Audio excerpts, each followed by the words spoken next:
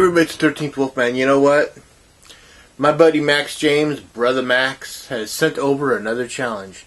So we're doing this little thing back and forth, and I think it's kind of cool. Takes me a little while to get to go through the stuff and find an answer for him, but I think it's kind of cool. So the first round was he sent over a question saying, oh, what was it?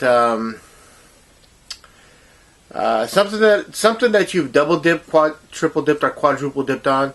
I answered with Nightmare on Elm Street, the first movie. I then sent over a question to him saying, go through your collection of TV shows and find the one TV show that doesn't, if someone else to look at your collection, they go, really? And I need to answer this question. This was my question to him, but I still need to answer it. So my answer would be One Tree Hill. I mean, if you look at all the stuff that I have like Big Bang Theory, which is kind of geeky, Smallville, Twilight Zone, Stargate Atlantis, Stargate SG-1. I have all this kind of stuff, but if you were to look at my collection and go, you'd probably look and go, One Tree Hill, really? And I always like the idea of One Tree Hill. I mean, her two brothers are like about 3 months apart in age. They both have different mothers, same father. That's a total... I mean, if you were to watch the show, you'd be like, wow, what a douche. But the dynamic, it really does... The story is about two brothers, but it's got basketball involved. I'm not a big basketball fan. Not high school, not college, not pros. So I'm really surprised that I like this show as much as I do. But, I mean, aside from these two brothers that don't really know each other, one grew up with a mother and no father, and one grew up with a mother and a father. And they both grew up in the same town. They know about each other. They just don't like each other. You got Lucas, who's the dreamer. He reads stuff like Steinbeck, and Dickens, and he's a reader, but he also plays basketball. He's not an idiot. Then you got Nathan, who is raised with his father and his mother, and he's more of the sports person. He's the other side of the coin. He really, he believes that sports are going to be his way of life for the rest of his life. So I mean, yeah, there's academics, but he doesn't put a lot of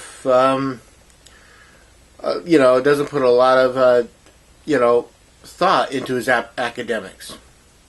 So I like that. Then you got the girls. It's a cool show. I watched it for like the first 6 years, and then when the Lucas character left, I was pretty much done. Lucas and Peyton left, and I thought once they got rid of the academic side of it, it just kind of like ruined. But that'd be the one thing that if you looked at my collection, you go, One Tree Hill? Really? So that's my answer to my question. Now, he sent over a question saying,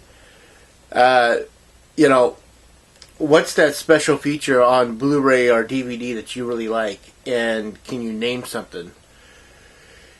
For me, it's a lot. Just like Brother Max, we both like commentaries. And one of my favorite commentaries is the Devil's Rejects commentary with Sid Haig and Bill Moseley talking over it. I think it's one of the best ones, but that's for movies. I mean, I really do like listening to Sid Haig and Bill Moseley talk about making this movie.